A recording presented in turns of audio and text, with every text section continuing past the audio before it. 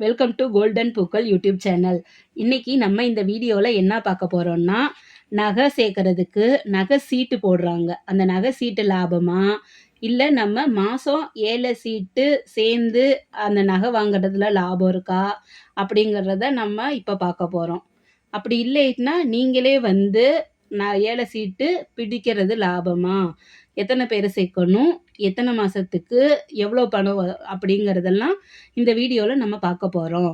இந்த இதில் வந்து சாதாரணமாக லேடிஸ், வீட்டில் இருக்க லேடிஸ் இருக்கிற வருமானத்தில் கொஞ்சம் ஒரு மாதம் வந்து ஒரு 5000 ரூபாய்க்குள்ளே சேர்த்து கூட நம்ம எப்படி நகை வாங்குறது அப்படிங்கிறத வந்து இந்த வீடியோவில் நம்ம பார்க்க போகிறோம்.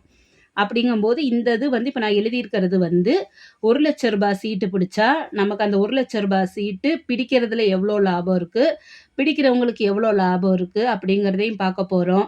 அதே சமயம் நம்ம வந்து 1,00,000 ரூபாய் சீட்டு சேர்றவங்க கிட்ட நம்ம வந்து சேர்ந்தோம்னா நம்மளுக்கு சேர்றதுல எவ்வளோ லாபம் இருக்குது அப்படிங்கிறத நம்ம பார்க்க போகிறோம். இப்போ வந்து என்னன்னா, நீங்கள் நகை சீட்டு சேர்ந்தாலும் சரி, நீங்கள் நகை சீட்டில் ஏல சீட்டு நீங்கள் சேர்ந்தாலும் சரி, பிடிச்சாலும் சரி, 2லேயுமே உங்களுக்கு சரியான லாபம் இருக்குது. அந்த லாபத்தை வந்து நம்ம எப்படி பயன்படுத்திக்கணும் அப்படிங்கிறத வந்து பார்க்க போகிறோம். பயன்படுத்தி கூட இந்த மாதிரி ஏல சீட்டு சேர்ந்து கூட நம்ம நகை சீட்டாக நம்ம இதை மாற்றிக்கலாம். அது எப்படிங்கிறத இந்த வீடியோவில் பார்க்க போகிறோம்.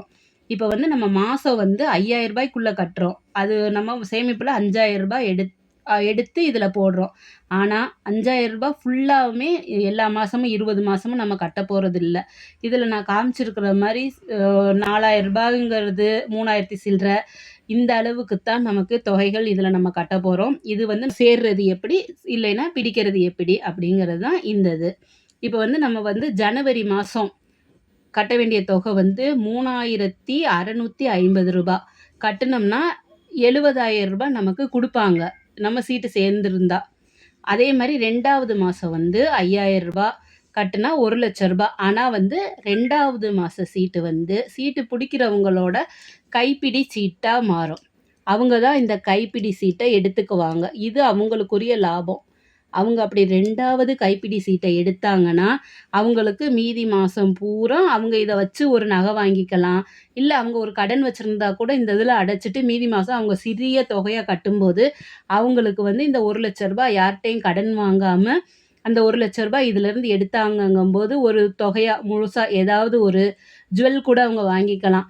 அது வந்து அவங்களுக்கு வந்து ஜுவல் வாங்குறதுக்கு ஒரு நல்ல ஒரு வாய்ப்பாக அமையும் பிடிக்கிறவங்களுக்கு. ஆனால் இந்த 2வது சீட்டு வந்து கைப்பிடி சீட்டுங்கிறதுனால சேர்றவங்களுக்கு வந்து இந்த தொகை வந்து கிடைக்காது. நம்ம அந்த ஒரு மாதம் மட்டும்தான் 5000 ரூபாய் முழுசாக கட்ட போகிறோம். மீதி மாதம் எந்த மாதமும் 5000 ரூபாய் நம்ம முழுசாக கட்ட வேண்டியதில்லை. மீதியெல்லாம் கொசுறு தொகை. அது வந்து நம்மளோட இந்த சீட்டு 1,00,000 ரூபாய் சீட்டோட லாபமாக அது நம்மளுக்கு கிடைக்கும். அதுதான் நம்ம சீட்டு சேர்றவங்க வந்து நமக்கு இந்த சீட்டில் கிடைக்கிற லாபமாகவே அமையும். சீட்டு பிடிச்சாலும் அது என்ன லாபங்கிறது அப்புறம் சொல்கிறோம். அப்போ நீங்கள் ஒவ்வொரு மாதமும் நான் காமிச்சிருக்கிறாப்புல அடுத்த மார்ச் மாதம் நம்ம 3700 தான் கட்ட போகிறோம். கட்டிட்டு நம்மளுக்கு கிடைச்சா 71,000 ரூபாயா கிடைக்கும். சப்போஸ் நீங்கள் இப்போ இது போன ஜனவரின்னு கூட எடுத்துக்கோங்க. இந்த வருஷம் ஜனவரி வந்துருச்சு. போன ஜனவரி வந்து 70,000 ரூபாய், நீங்கள் 3600 ரூபாய் கட்டியிருந்தா 70,000 ரூபாய் வாங்கியிருந்தா, போன 2025 வந்து கோல்டு எவ்வளோ ஒரு பவுனே விற்றுச்சு? 80,000க்குள்ளே தான் விற்றுச்சு. 70,000 71,000 இந்த அளவு தான் விற்றுச்சு. சப்போஸ் போன ஜனவரியில் இந்த சீட்டு நீங்கள் சேர்ந்து எடுத்திருந்தீங்கன்னா உங்களுக்கு வந்து இதில் 1 பவுன் வாங்கியிருக்கலாம். 1 பவுன் கொஞ்சம் கூட ஒரு 2000 3000 5000 செய்கூலி சேதாரம் சேர்த்து ஒரு 10,000க்குள்ளே சேர்த்து போட்டு வாங்கியிருந்தீங்கன்னா இந்த ஜனவரிக்கு வந்து உங்களுக்கு அது எவ்வளோ லாபம் கிடச்சிருக்கும் கோல்டு வாங்கியிருந்தா. அதுதான் இதில் நம்ம சிறு சேமிப்பாக சேர்ந்து நம்ம வந்து இது லாபம் பார்க்குறது எப்படி. நம்ம அதே மாதிரி இப்போ வந்து அடுத்த மாதம் இந்த ஒவ்வொரு மாதமும் எந்த மாதமும் ஃபுல்லாக 5000 ரூபாய் வர்றதுனால இந்த சீட்டுக்கு இந்த அளவு காசு கட்டி நமக்கு இதை நீங்கள் பார்த்தீங்கன்னாவே உங்களுக்கு தெரியும். இது வந்து இது நம்ம என்னன்னா, இங்கிட்டு நான் எழுதியிருக்கிறது வந்து கட்ட வேண்டிய தொகை. இந்த பக்கம் நான் எழுதியிருக்கிறது கட்ட வேண்டிய தொகை வந்து இந்த பக்கம் இருக்குது. நமக்கு இது இந்த சைடு எழுதியிருக்கிறது பூரா கிடைக்கும் தொகை. நமக்கு இவ்வளோ கட்டுனா எவ்வளோ கிடைக்கும் அப்படிங்கிறது தான் இந்த பக்கம் நான் எழுதியிருக்கேன். கட்ட வேண்டிய தொகை இது, கிடைக்கும் தொகை இவ்வளவு. அப்போ நம்ம ஒரு 20 மாதம் நம்ம கட்ட போகிறோம். 20 மாதம் நம்ம கட்டியிருந்தாலும் மொத்த தொகையாக வந்து நம்ம எவ்வளோ கட்டுவோம்னா ரூ. 1,00,000 சீட்டுக்கு ரூ. 86,760 நம்ம கட்டுவோம். இவ்வளோது நம்ம கட்ட வேண்டிய தொகை. நம்மளுக்கு லாபமாக கிடைக்கிறது வந்து லாஸ்ட்டில் வந்து ரூ. 97,000 வரைக்கும் நம்மளுக்கு கிடைக்கும். அப்போ நம்ம இவ்வளோ கட்டி இவ்வளோங்கும்போது லாஸ்ட்டு சீட்டு வரைக்கும் நீங்கள் பொறுத்திருந்து வாங்கினீங்கன்னா உங்களுக்கு நீங்கள் கட்டுறதுல எவ்வளோ கிடைக்கும், கிட்டத்தட்ட எவ்வளோ கிடைக்கும், ரூ. 10,000 நெருக்கி கிடைக்கும்.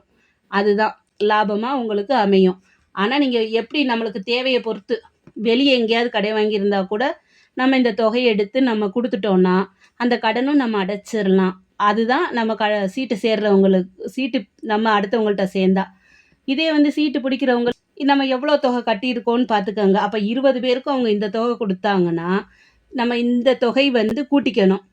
இது இவ்வளோ தொகை அவங்க வாங்கியிருக்காங்கன்னா அவங்களுக்கு லாபமாகவே கிட்டத்தட்ட 1,00,000 நெருக்கி அவங்களுக்கு கிடைக்கும்.